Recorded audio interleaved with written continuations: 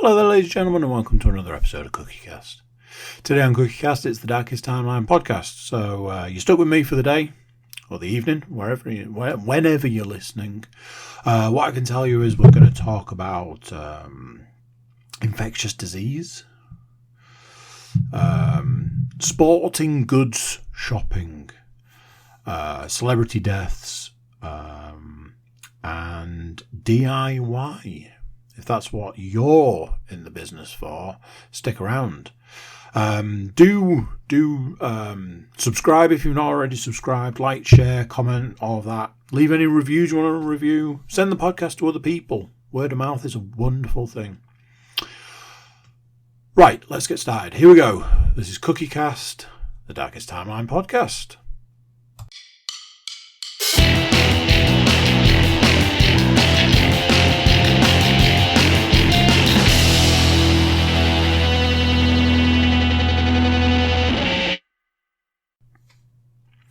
Hello. How are you doing? You alright? Oh, another one of those.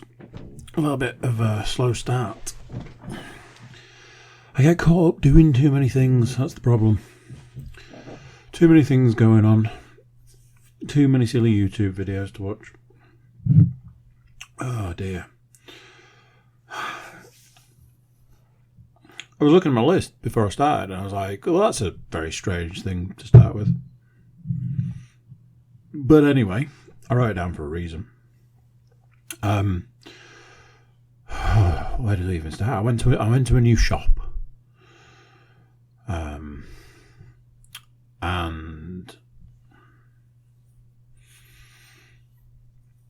I think this will tie into something a little bit later, but anyway. So, went to a new shop. Which is a much longer story, but probably we're not one to talk about at this point in time. I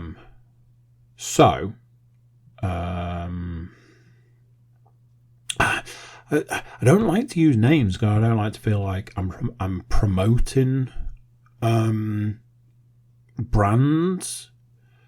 Let's see if I can do it in a different way. I went to a sporting goods shop, which is new. Let's go with that. This particular brand of sporting goods shop was originally in a supermarket, and they have seemed to have branched out and opened their very own shop. And initially, it was very much one of those situations where I was like, "Oh, that's cool. You know, it's obviously been popular. I don't really know how it's come about, but you know, is what it is."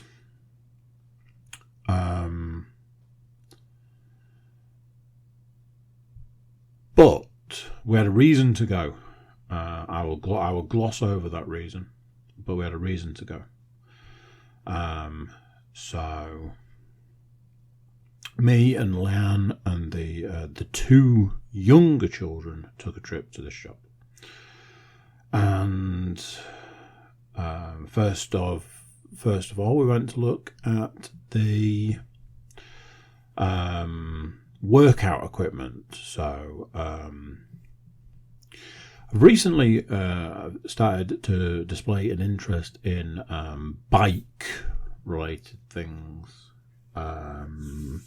exercise bikes, static bikes. Is that what those other things are called, where you put a bike on a thing and ride it?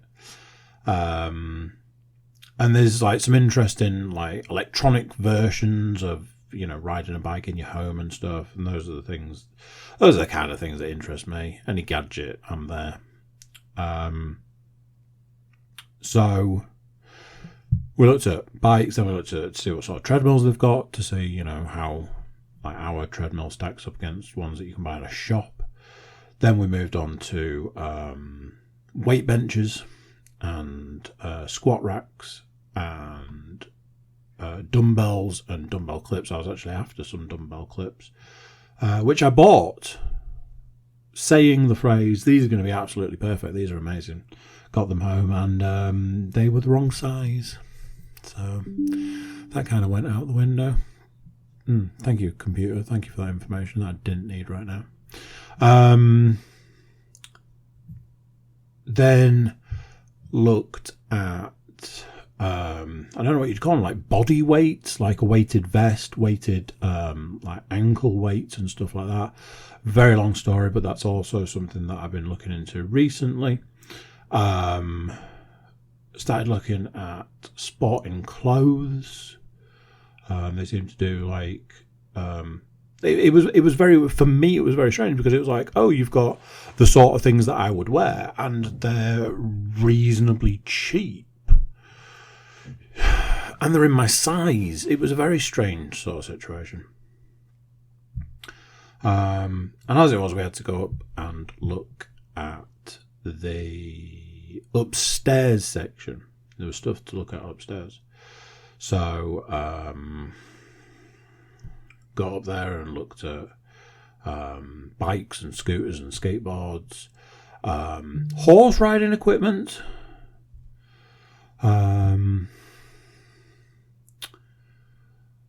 which was, strange. And then it was things like tennis and badminton, darts, archery. There was all these things to look at, and I realised all of a sudden that I was just listing sports. But weirdly, that's what we're actually going to talk about. So we're going for a reason, and then we started looking at other things, and I bought some goggles. And I said to my youngest daughter, I was like, "Oh, there's this sport, and when you're older, we'll go and play that sport." We went into another section. I was like, "Oh, look, there's this sport," and she'd asked what something was, and I was like, "Oh, that's it was a badminton racket." It's a badminton racket. I was like, "When you're older, we'll go and do that." And then I was looking at some of the archery stuff, and there was like these two things that simultaneously struck me. Oh, there was a golf section. These two things that simultaneously struck me. One was that this shop had, like, it catered to all the sports, which you'd kind of want from a sporting goods shop. The other thing was that I was like, I was surprised at how many sports in this shop I highlighted as sports that I have done, do, and would do in the future. Like saying, when you're older, we'll go and do this, and saying about how I often wonder about, like, with my eldest, if my eldest would ever end up playing certain sports with me. But it wasn't like one, it wasn't like two, it wasn't like... It was many. And I was really surprised. I'd ended up saying to Leanne, I was like, "Do you know something that's really surprised me about that shop, other than the extensive range?" By the way, not a plug in any way. I like how many of those sports related to me. There's like the badminton, squash, obviously, bikes, scooters, and skateboards. It's not like I'm mad on scootering or anything, but for one reason or another, there was the connection there. There was the weights, the bench, the bike, the treadmill. There was golf, archery, all this, and I always kind of have this impression of myself of weirdly, it's kind of like what I want to say is laziness,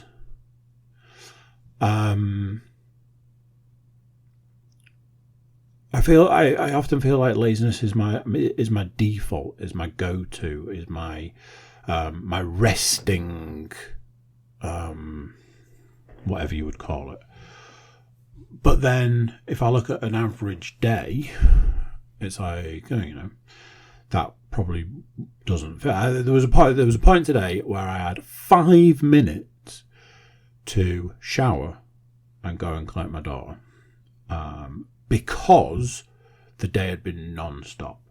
I think I've done over 20,000 steps today. I considered not going on the treadmill this afternoon, and then I've done 20,500 steps today. Considered not doing the treadmill because I didn't need to, and then was like, that's not how it works. So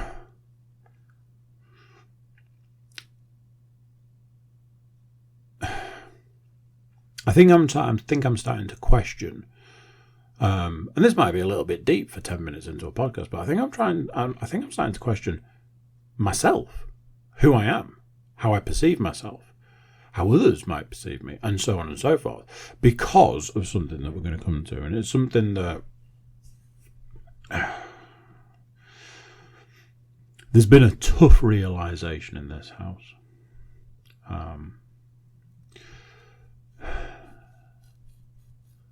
So, one of my children had an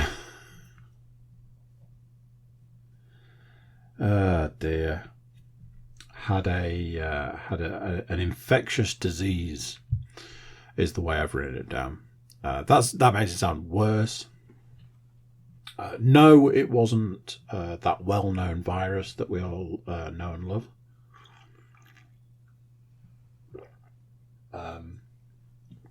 But as I said at the point in time that I found out, I was like, oh, well, that's highly, highly contagious.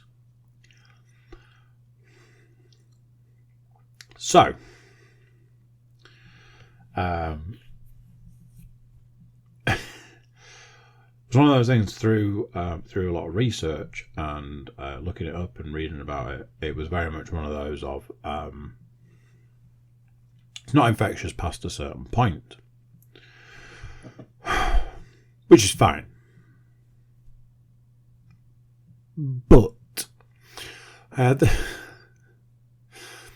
had this whole thing of where you simultaneously want to show your children affection, show them love and affection, show them that you care about them, show them that you miss them when you're not with them, and all of those things, while simultaneously going, don't come anywhere near me. But then another layer of it is, but I know you're not infectious, contagious, whatever, so that makes it okay. But what if you are? That makes it not okay. But you can't be. But what if you are? And it was just, honestly, there was no point where I wanted to be like, don't touch me, don't come near me.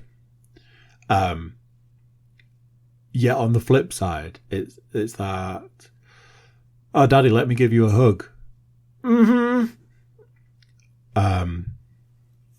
So I had to I had to cross this barrier. Like, Daddy, let's hold hands. It's like, yeah, okay. Okay, we can do that. I can do that.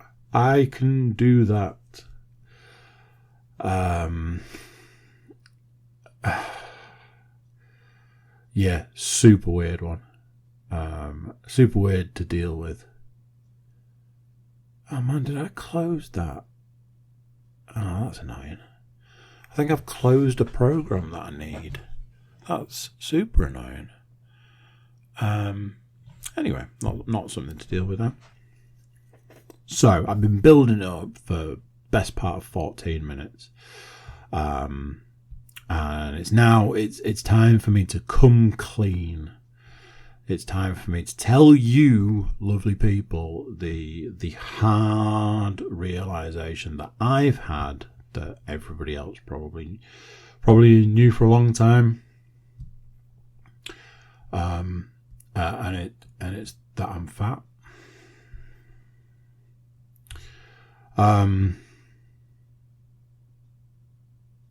This all came about because not a long time ago, but a while ago.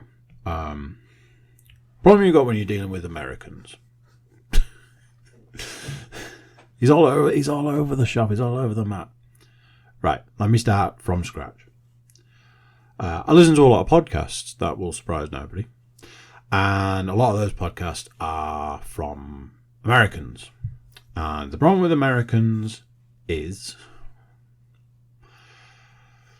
they don't talk about weight in the way that we talk about weight. They talk about weight in pounds. Now, I know that we do pounds, but we do stone. So you would say, I am 10 stone, 5 pounds. Would you say it like that? I certainly wouldn't say that. Let's be real here. I certainly wouldn't say that. But somebody would say, I was 300 pounds. David Goggins would say I was 300 pounds. Bert Kreischer would say I was 270 pounds. Tom Segura would say I was 255. They throw pounds around like they're going out of fashion. For a British person who hears I was 300 pounds, you kind of just go, that sounds like a big number, or it sounds like, a lot. But I don't know, me personally, I don't do the conversion. And largely that's to do with I can't quite do the maths quick enough while somebody's saying it. Because somebody says, I was 300 pounds. They move on quite quickly. And if you're listening to something and trying to take it in, you can't take in information and do math when you're not very smart like me. So, there was a point in time where I was listening to, it will have been Two Bears, One Cave. Bert was talking to Tom about his weight, and it kept repeating the weight. And this was where I was like, hang on a minute, you keep saying it, which is giving me the opportunity to work it out. So I was like, okay, 14, okay, so 100 and it's 14 and a stone. So 10 stone would be 140 pounds. So 20 stone would be 280 pounds. Okay. If you're saying that you're 270, you take off 10, which isn't quite a full stone. So you were 19 stone, 4 pounds. When David Goggins says it was 300 pounds when he started, so that's 280 is 20, and then you need to add another 20. That's 21 stone, 6 pounds. So 21 stone, 6 pounds. And again, there was like Tom, and then there's been other people. I was listening to one today. Bobby Kelly was on a podcast I was listening to. He was talking about, you've got Patrice O'Neill, who passed away. He was 350 or something. And when people are, when they're American and they're big, they do it in pounds, and especially if there's been like a weight loss. So I've been working through this recently because there was a point in time where I worked out how much these people weigh or weighed, and I was like, hang on a minute, this person is considered fat, overweight, if you want to say it in the nice way, but let's be blunt on this one. This person is considered to be fat, and that's the starting point. They're starting at fat. One of the people in question weighed more than me at the point in time that they started. One of the people in question, also considered to be fat and overweight and all of that sort of stuff, is under me, weight-wise. And I realised that the people who are in and around my weight category, that's the weight that they start at before they go, here's my huge transformation. I was having a conversation today. I was saying I remembered I lost 12 stone at one point. And in my head, having lost 12 stone, I was skinny. I was thin. I'd lost 12 stone. I'd lost the equivalent of some adult human beings. So that must have meant that I was skinny, and there was that. When my second daughter was born, there was this thing about skin to skin contact, and they were like, "Oh, you should do it skin to skin." And I was like, "Oh no, I couldn't possibly." And they was like, "Oh, you should do it skin to skin and all this." And I was like, "Well, I am skinny now, so tops up, skin to skin contact, boom, there we go." And somebody along the line took a picture, and it was only later when I looked at that picture I was like, hang on a minute, I'm still fat in that picture. What losing 12 stone doesn't tell you is that if you lose 12 stone but you've still got 3, 4, 5 stone still to go, guess what? You're still fat.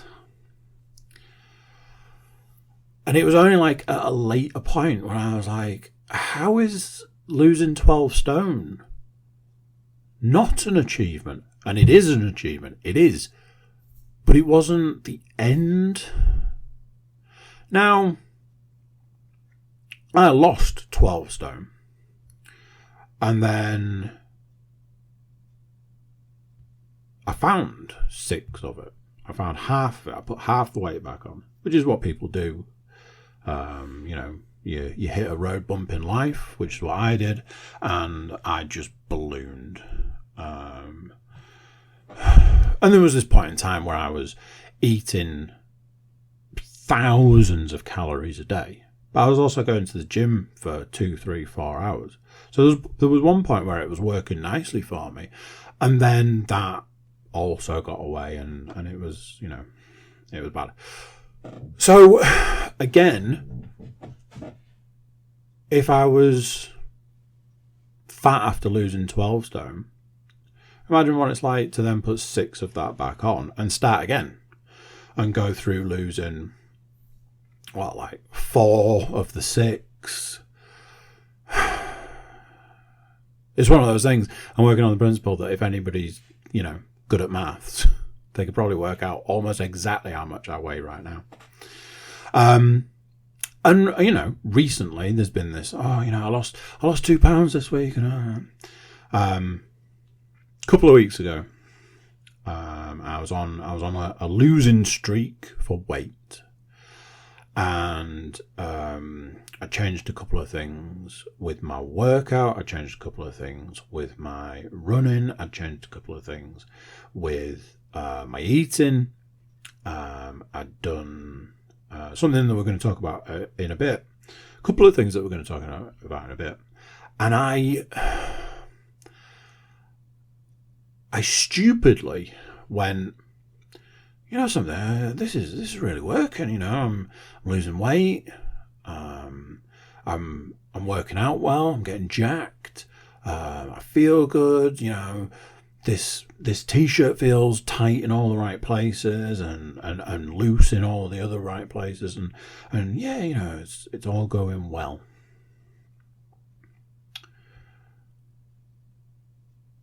And then in the last couple of weeks, this slow realization that losing a couple of pounds here and there when you should be losing stones, and I did 20,500 steps today, but it only equates to just over 10 miles.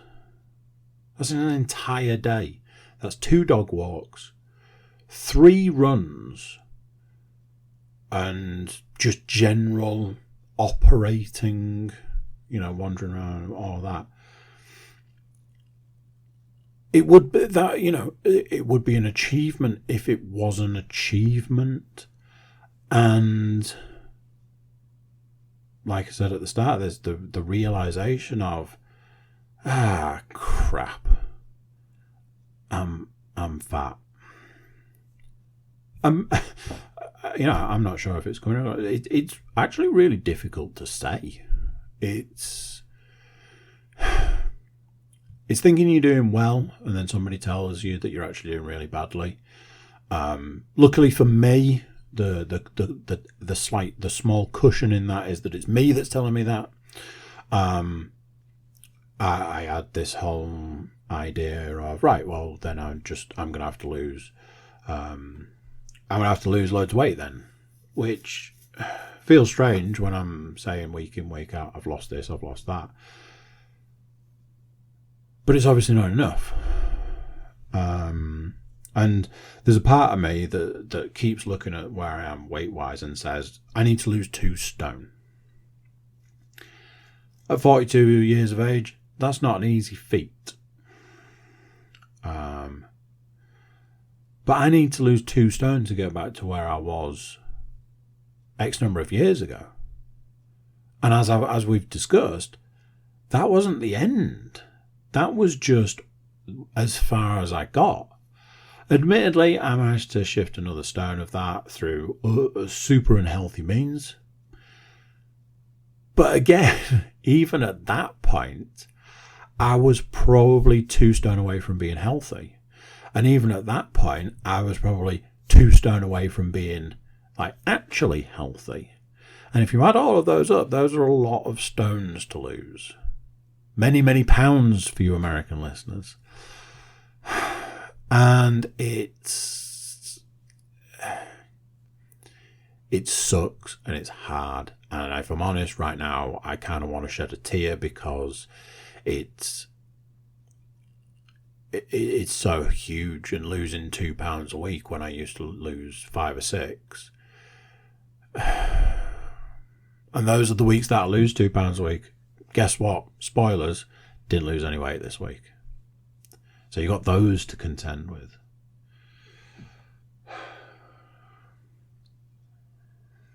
A delicious, delicious beer. Another super difficult thing for me to talk about, but needs doing. In my life, there are a list of people, celebrities, that I've said for many years, when those people die, I will not be doing well. And if it was one of those situations where a collection of people died and I was working the next day, I would have to contact work and say, I'm sorry, I'm unable to come to work tomorrow for this person died. And honestly, I don't particularly care what the outcome of that is. I'm not going to give the list because I'm not going to jinx anything. What I will say is this. One of the people from my list has passed away. There's been loads of stuff on social media. Loads of people I know have posted stuff. Loads of people I know have shared stuff in group messages that I'm in. And a lot of people just across the board. And it went on for days, and I didn't put anything on social media. But I really did struggle. A lot of people might not know who I'm talking about. But this is the way I've decided to do this, and this is my tribute to the late, great Kevin Conroy.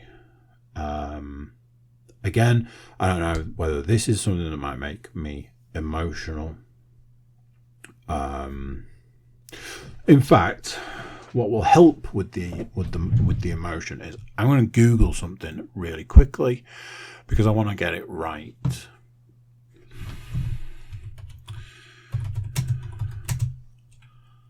I thought that would have brought...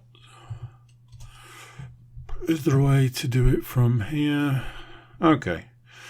Yeah, that makes sense. So, 1992. So that makes a lot of sense. So Kevin Conroy was the voice of the animated Batman in pretty much most, probably, 70-80% of anything that's animated, or in fact video games. He did all the voices of the Arkham games. Anytime animated Batman turns up, it's probably going to be Kevin Conroy's voice. Just like, Mark Hamill does the voice of the Joker. Kevin Conroy was Batman. Batman the animated series started in 1992. I was trying to explain to my eldest how for 30 years Kevin Conroy was my Batman. If somebody says to me the word Batman, I don't think about Christian Bale, Clooney, Val Kilmer, Robert Pattinson, any of these people. I don't think of any of these people. I don't think of Adam West. If somebody randomly in the street said the word Batman, my mind's picture of Batman is Batman the animated series Batman, or Justice League Batman. Batman was voiced by Kevin Conroy. Batman should always be voiced by Kevin Conroy. He is Batman. So, for a man that has Batman tattooed on his leg, and for a man that has Batman villains tattooed on his legs, Batman is a huge part of my life, and has been for as long as I can remember. Batman is, and always will be huge for me. When animated Batman came along, and when Kevin Conroy came along as the voice of animated Batman, that was everything to me. That encompassed absolutely everything I needed to. His voice was so incredibly perfect for that role. Something I never realised was, weirdly, how young he was. I thought he was a lot older. In the kindest possible way. He did have quite a weathered face.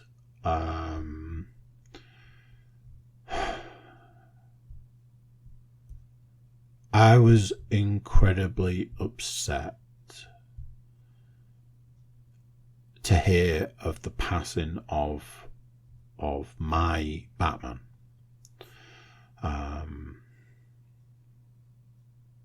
I was sad when Adam West passed away, but in a lot of ways, Kevin Conroy's death means that a little bit more to me.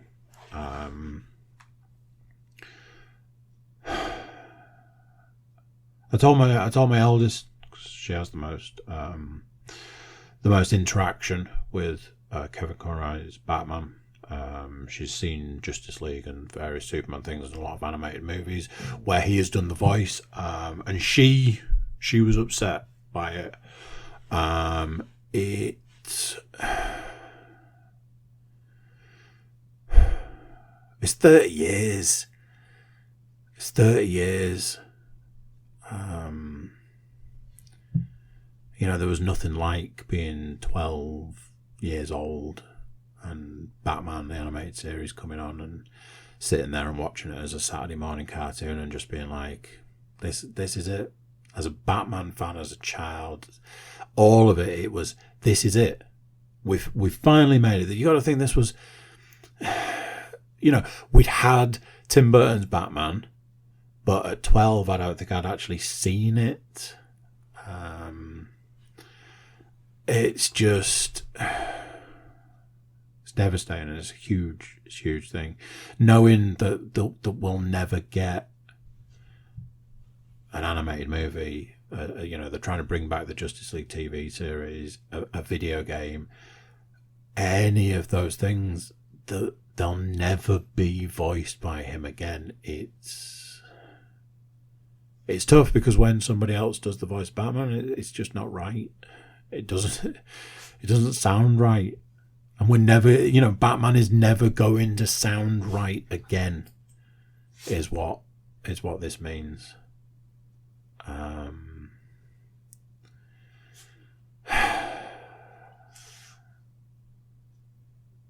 So, rest in peace, Kevin Conroy.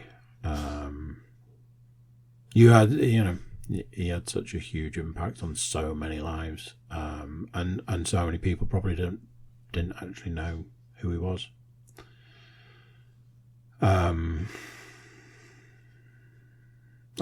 When I found out, I sat with my son and watched Batman animated series stuff. My son's got a Batman baby grow, and it's the coolest thing I've ever seen because it's got all the different styles of bat symbol on it. It's brilliant. I couldn't believe it when I saw it.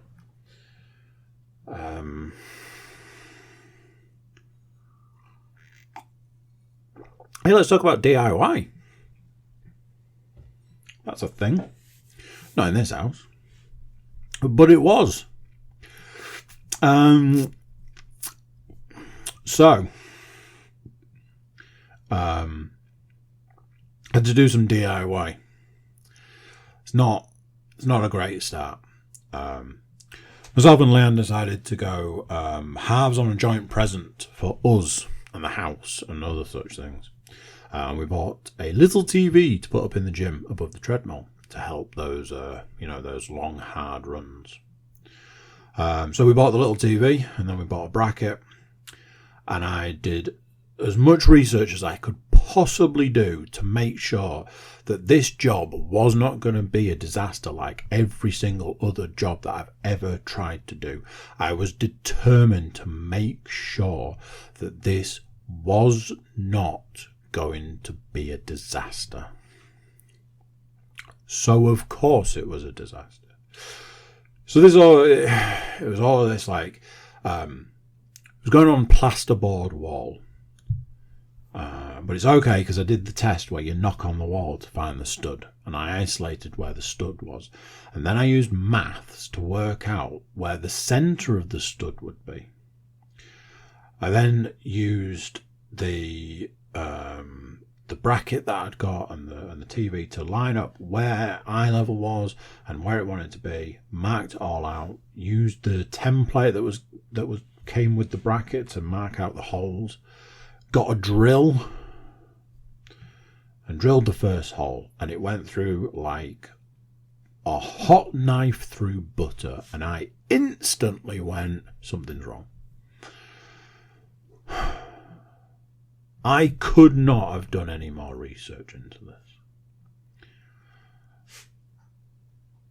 There was one piece of research I could have done more for this job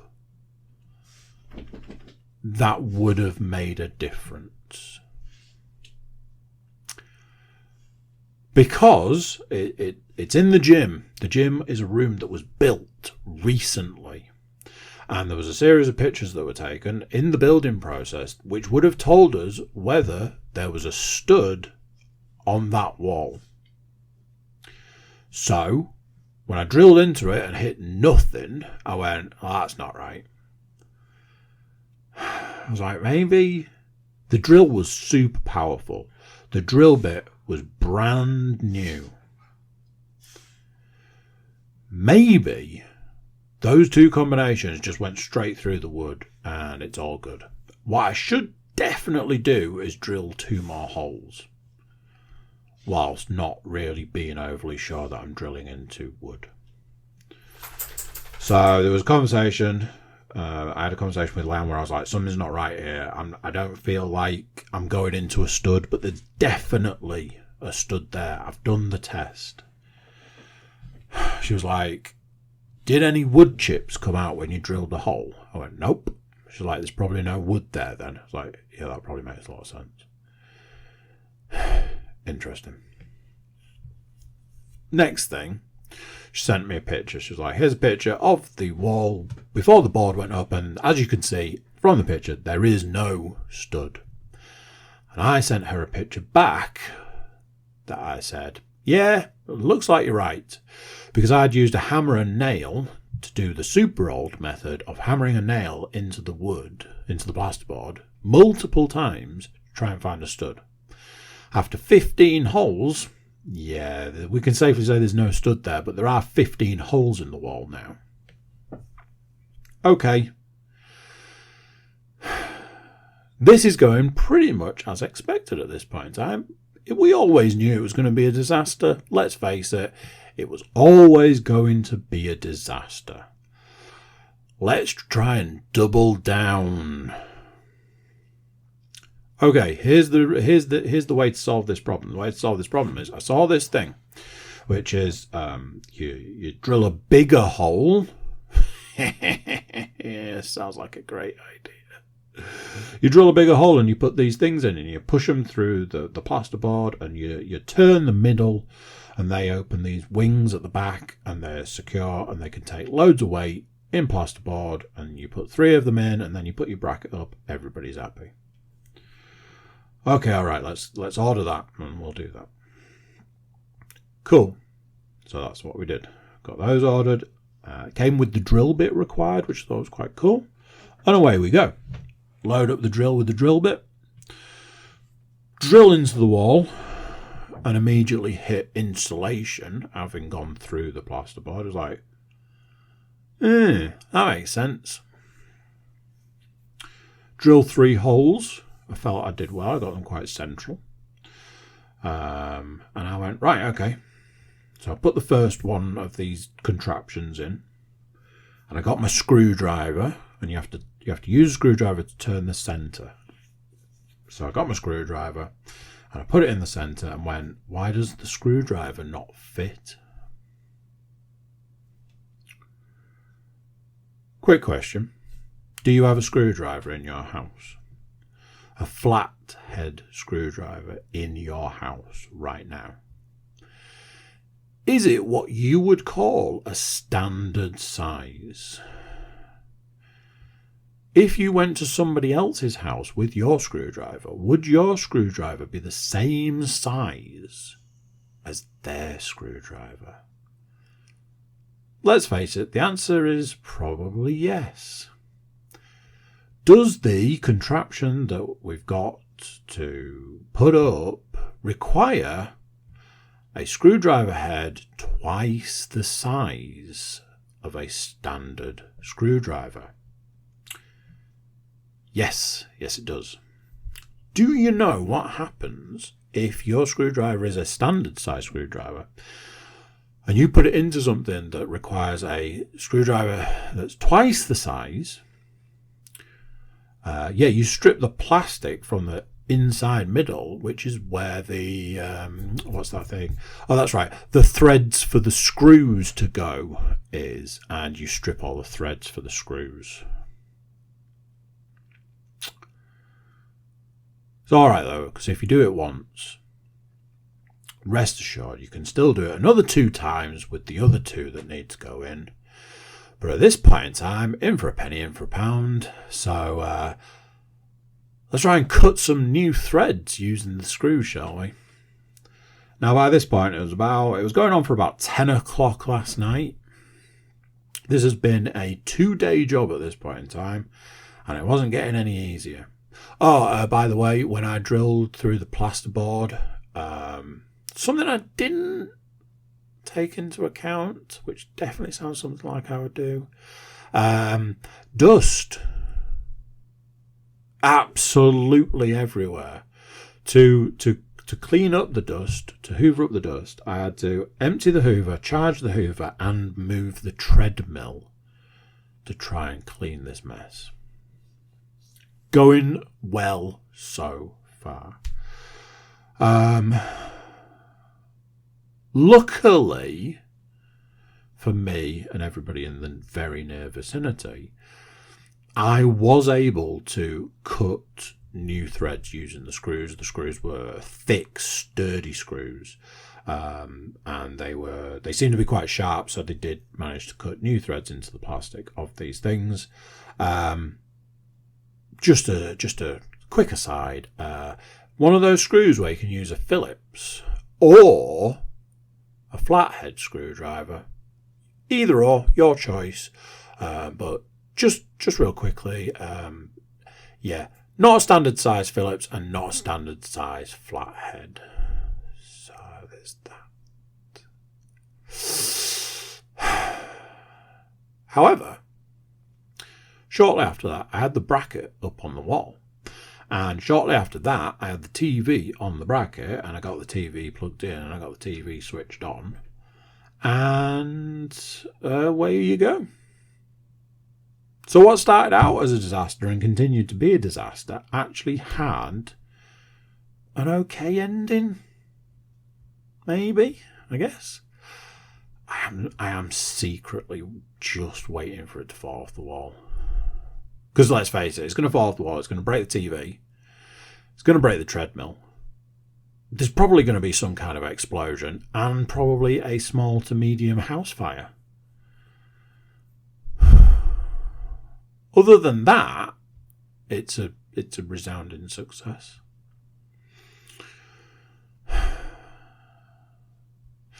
Speaking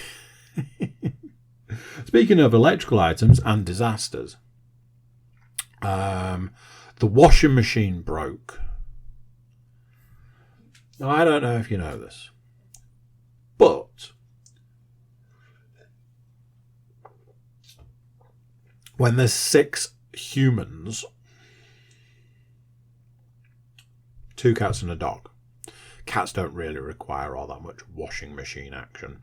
The dog does, though. He's got towels and blankets and whatever else he has. With 6 humans, you might be surprised to learn that there's a lot of washing that's required. So when your washing machine breaks, it's kind of not a lot of fun, especially when the washing machine repair person that you've contacted can't come for the best part of a week. Still waiting for that one to be fixed. It's supposed to be tomorrow. So I was like, okay, and you know, it's one of those things when something like that breaks, people rally, and we managed to get a couple of loads of washing done, and there's a big drying system involved, and you know, just trying to put a dent in it. Having had a conversation with 2 of my children about the washing machine being broken, I attempted to make like a mini cooked dinner. Yorkshire puddings, corn dinosaurs, and broccoli. There was a conversation about doing mashed potato, but then I realised that was a lot of food for small people, and decided against the mash. That's not important. What is important is having put the oven on to heat and then put the oil into heat, and taking the tray out and putting the batter in the tray and putting it back in the oven. There was a realisation where I went, if that oven's been on for the best part of 15 minutes, why isn't it very warm? Ah, fuck. Excuse my language. That's not good. So I'm feeling round it, because the last thing I want is to open the oven and ruin the Yorkshire puddings. So I'm feeling around the outside, and I'm feeling in the top bit of the oven, and I'm feeling around the sides and the back, and I'm like, I don't think this oven's working. What am I gonna do? Obviously, it's a twofold thing. One, I still need to produce a meal at this point in time. And 2, with a broken washing machine, don't want a broken oven on top of it. Now, I can't say I know what's happened here. Our oven doesn't get a lot of use these days. Since we've got an air fryer, the air fryer gets used every day. The oven rarely gets used. And I was kind of wondering whether it's one of those that because of how little use it gets, maybe it was just like, well, you don't love me anymore, so I'm not going to do anything. maybe there was something wrong with it. But I shared my worries with the collective, and I was like, I don't want to have to deal with a broken oven. And about 5 minutes later, I looked in through the door and I went, oh, I think something's happening. Within about 10 minutes of that, there was definite Yorkshire pudding action going on. So I was like, okay, I'm just going to slowly back away and hope everything's fine. Now then, that was number one and number two. My fear, which was something from today, was my car was going in for a service and MOT. I was terrified. I was bricking it. For months, I've been like, I'm not going to enjoy putting this in for a service and MOT because I don't know. I honestly don't know what the outcome is going to be. I don't have a good feeling about it. Whilst I was out today, I had a missed call from the garage and a voicemail, and I'm like, oh no, it's going to be, can you ring us back? There's a problem with your car. And in actual fact, what it was your car's ready to collect. And I was just like, wow, that's amazing. I went to collect it and they did give me a couple of advisories. One of them was hilarious, but not in the good way. But yeah.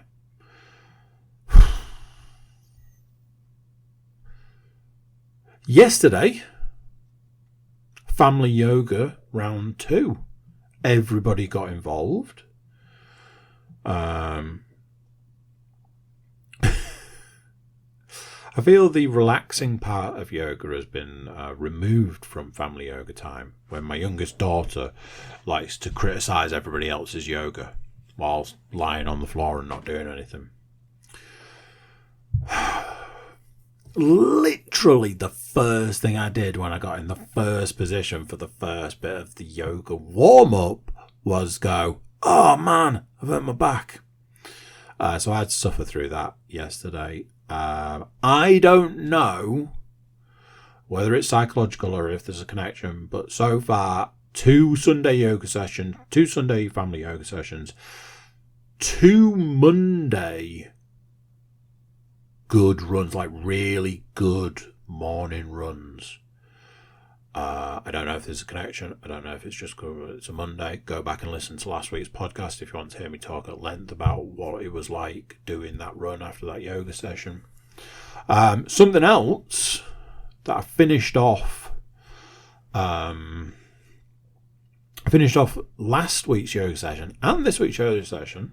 I decided to do some press-ups, just out of the blue, some press-ups. And there was a video on the TV at the time where somebody else was trying to do press-ups, see how many they could do. They managed 16. So I did 16 press-ups. Not my finest achievement. There was a part of me that I thought I might be able to do more. There was a part of me that was surprised I got to 16. So this week, I'm like, hey, I'm going to finish my yoga with some press-ups. Kind of secretly in my head, I was like, I wonder if I can do more this week. So 16 was the number to beat. This week I did 23 press-ups, and I could have done more, but my foot, I'd put my slippers back on after doing yoga, and really I shouldn't have done. I should have left them off and tried to do it like that, because my foot slipped after doing 23 because I was on my way to doing 24. And I was a bit gutted, but it's an improvement, and I'm working on the principle that if I've improved 1 week to the next, what are the chances that I can improve again? So we'll have to see about that.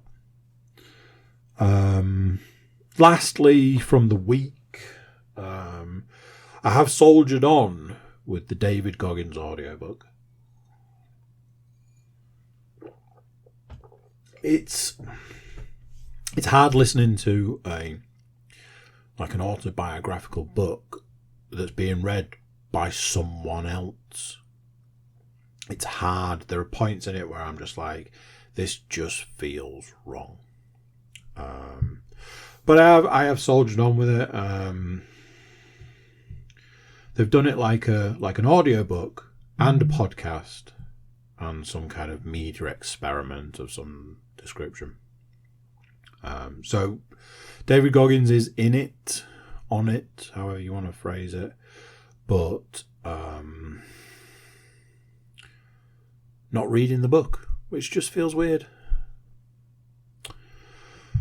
Little bit of TV stuff. No movie. Me and my eldest watched a DC animated movie, and it was a new one, but I just don't know who I would review it for that would actually be listening to this. So I decided to skip it. It was very good, by the way. Me and Leanne finished How I Met Your Mother. She hadn't seen certainly the last series, if not the last 2 series, maybe. And ultimately what comes out of it is the last series is terrible.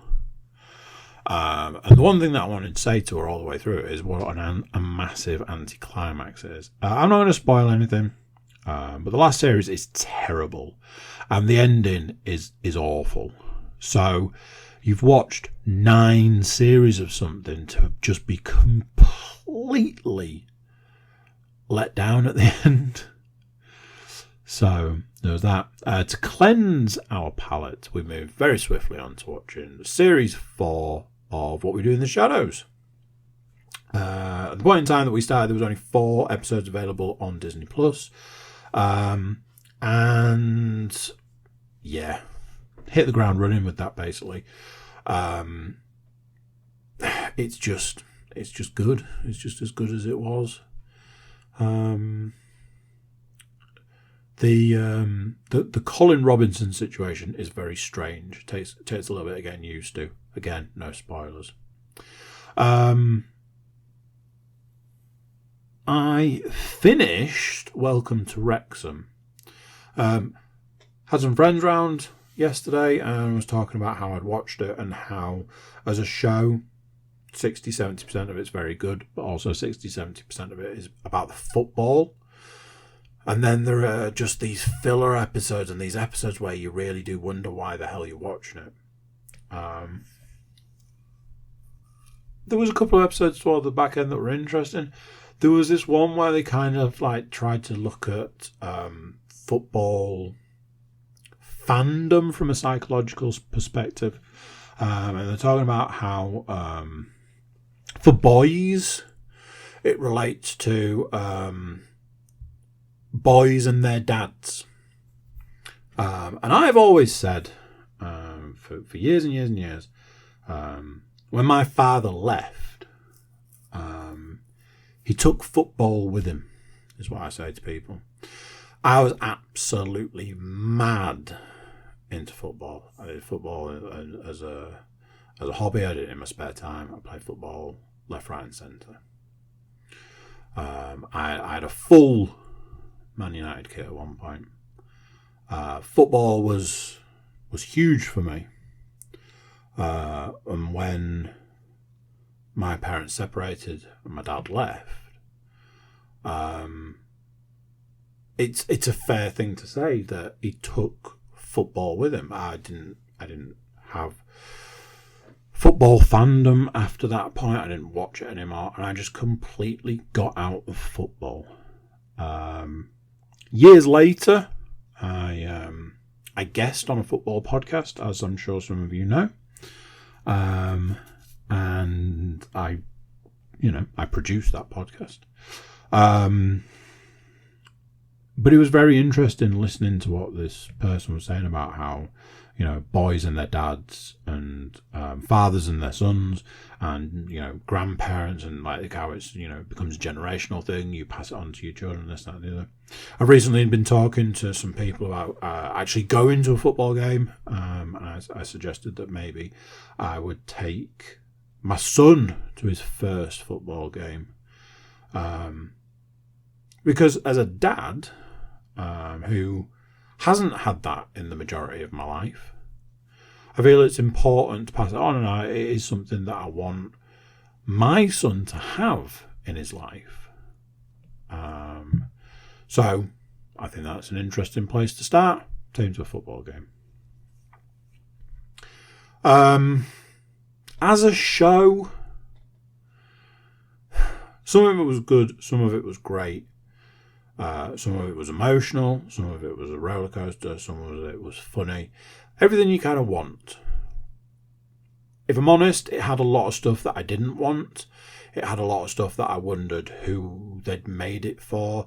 There was a lot of elements of, why are we doing this?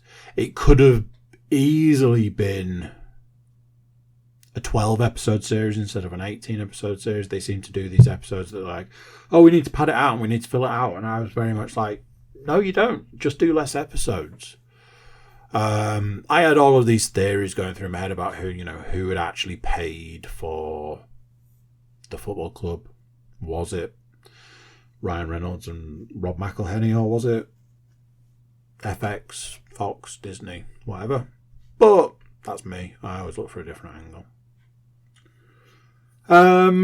Computer game wise, I had a few games on the go. Division 2, that's what I was playing. And I kind of finished it. And I kind of was happy to leave it where I'd got to, let's say. I finished I finished the 2018 God of War. I think that's how we categorise things these days, whatever year it came out in. I finished God of War in preparation for God of War Ragnarok. So I needed a bit of something to play. And I put... what is it called? Sniper Elite Contracts, is it? Hang on a minute, I've got one in my basket. 1 second. Of course. Sniper Ghost Warrior Contracts. That's what it's called. And I put that on. I was like, I've been putting off playing it because I didn't want to ruin it. But I feel like enough time's passed, so I want to play it again.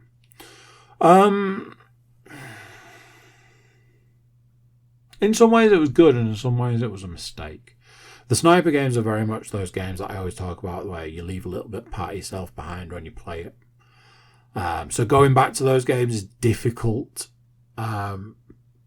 This wasn't as difficult as I had initially thought it was going to be. But recently I've started to have an issue with games and their upgrades. Feels to me like when you're on the first level of a game, that's when you want and need all the upgrades. But you start with nothing. So basically you are at the hardest point of the game, a game that you've probably never played, with the least amount of stuff. A game you don't know how to play, you don't know the ins and outs and the mechanics and the way it works, with none of the abilities that you end up with at the end of the game when you've got the most experience with that game. And it started to bug me recently. Spoilers, that's going to feature in the next game we talk about. I played it and I was fine playing it, and I got to a point where I'd cleared out an entire area of the map, barring 2 people. It had taken me 45 minutes, possibly more, to clear out this area. These games are slow in a lot of ways. Lining up shots, making sure you're taking out one guy so the other guy doesn't see him. You don't want to set any alarms off. If you do set the alarms off, do you run away and reset, or do you use the fact that the alarms are going off because the guys are running around? It might make it easier to get a shot that you couldn't get a shot previously. Things like that. At this particular point in time, I was going with I don't want any alarms going off, so I was taking my time. I was gauging the shot, making sure the shot was the right shot to take. All of that. There's 2 guys left in this area. 45 minutes, let's say, put into it. And I get spotted and killed in one foul swoop, and then it made me do the entire bit again, and I just went, no, I'm good, thanks. Because it's a game I've played before. I've finished that bit before. It took me multiple tries to do that bit previously when I played it originally, and having to try and do it again, I just went, no, I'm good, thanks. Luckily for me and everybody involved at this point in time, speaking of God of War and God of War Ragnarok, I might have mentioned that I'd placed an order for God of War Ragnarok, and it was due to arrive on release, which is always nice for stuff like that. And it did. I know you were thinking for a second, oh God, it didn't turn up. We're going to have to listen to him moan about that. No, it did turn up. It had a massive install. I had to delete 4 games to get it installed. But away we go. And in a lot of ways, playing God of War 2018 just before getting Ragnarok was a terrible idea. Let's go through some of the things that I've written down about God of War Ragnarok. But first, I need to give a disclaimer. A disclaimer I will repeat probably multiple times over the next few minutes.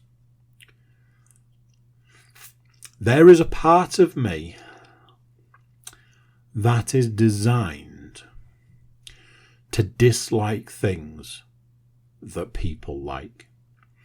If something's very, very, very, very popular, I would dislike it on principle.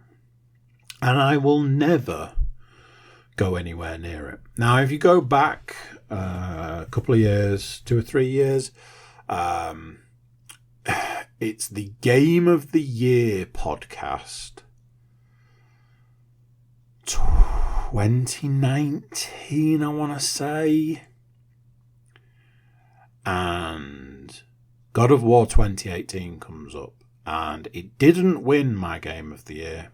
I went through this really long explanation for why.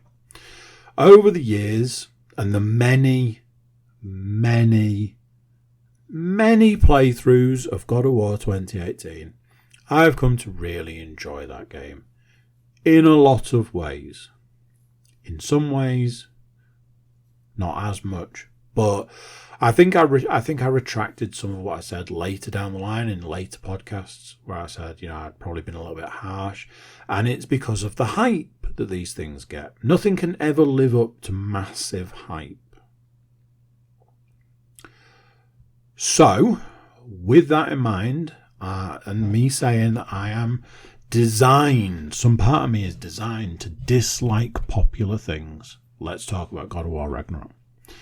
The beginning of God of War Ragnarok is quite brutal. I nearly shed a tear at the start. Now, I'd seen some reviews, I'd watched some videos before the game was released that said this, that said from the very start it's quite emotional. I can't go through what was happening at the time or what was going on in the game because it would be a spoiler, so I'm not going to do that. This is a spoiler-free early review because apparently this game is quite long.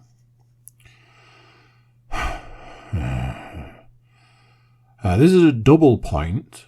Why do game developers insist on changing things that work? If you've got a control style that works, if you've got a way of using a weapon that works, why change it for the sake of saying we made a change? Because 9 times out of 10, that change doesn't work. There is a super annoying what word was I going to use? Mechanic. That was it. There is a super annoying mechanic that has been added to God of War Ragnarok that wasn't in the 2018 version. I cannot understand why they've done it. I cannot understand what reason, what would possibly compel them to do it. It makes no sense. It's a change for a change's sake, which has made the game overall worse. It's baffling. Again, to talk about things like upgrades, if you're playing a sequel, a direct sequel, the days of it's set directly after the first one, but you've got no upgrades or abilities or power-ups or any of that for no reason whatsoever. Crack on. The game literally does that. The game at one point there's a mention of like magic has been changed. Kratos has none of the abilities he ended God of War 2018 with, and there is no reason for it. I'm tired of this mechanic in games. It's so outdated. It's basically a dinosaur. Here, game developers, here's a hint. Just make better upgrades. I know it's difficult, I know it's hard, but put some time and effort in and give it a try. I don't know how to word this with avoiding spoilers. How about this? In the Spider-Man game, there are sections where you play as a different character. And to add to that, those sections are stealth sections and they're auto-fail. God of War Ragnarok looked at this and went, hey, those sections of the game are super, super annoying. So we're not going to do that. But something that I do when I'm playing games is I look forward to New Game Plus. And when New Game Plus isn't an option, Sniper Contracts, I'm looking at you. It's really baffling to me. I do think that the majority of games should have New Game Plus just for the sheer replayability. I know for a fact from reviews I've seen and heard that God of War Ragnarok is designed to be played multiple times to get the most from the game. There's supposed to be a lot of side missions. I've done one side mission and I've recently collected another side mission to do. However, there have been not one, but two sections so far in the game that all I could think was, I am probably never going to play this game again. Purely because I can't face the thought of having to do these sections again. They are some of the slowest, dullest, most mind-numbingly boring sections of any game I've ever played. They make you want to tear the skin from your face while screaming.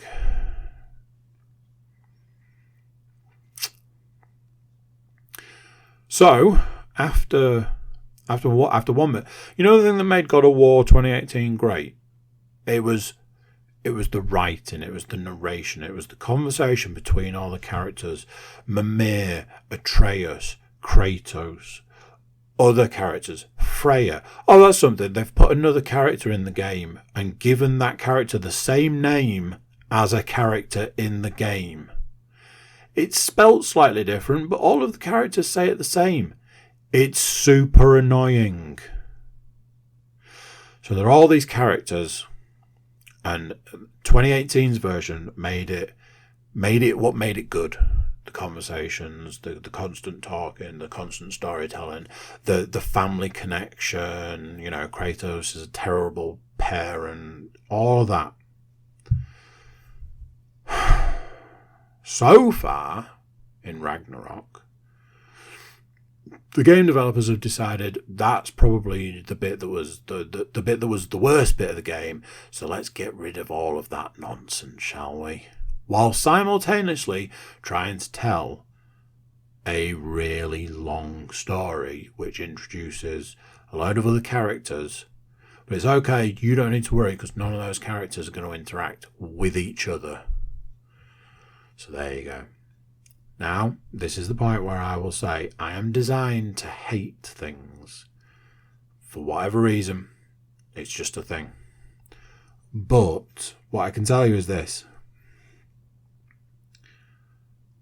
I'm not overly enjoying God of War Ragnarok. I feel that it largely has very little replay value for a game that's designed to be played more than once, more than twice, more than 3 times, whatever. It's worrying to me that I've got as far as I have, and I'm like,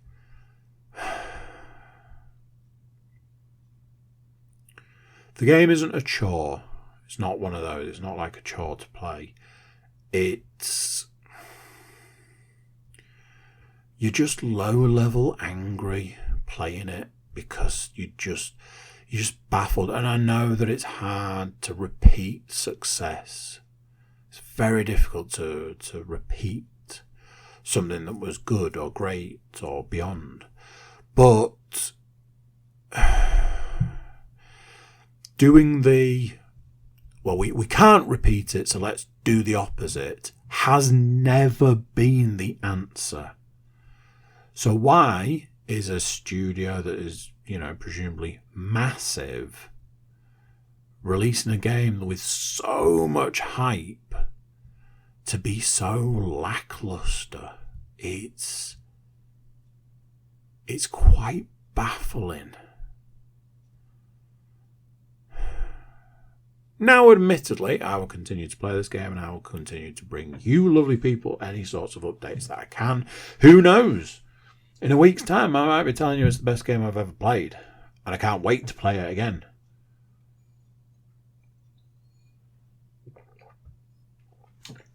But it's not like I've played 5 minutes of it.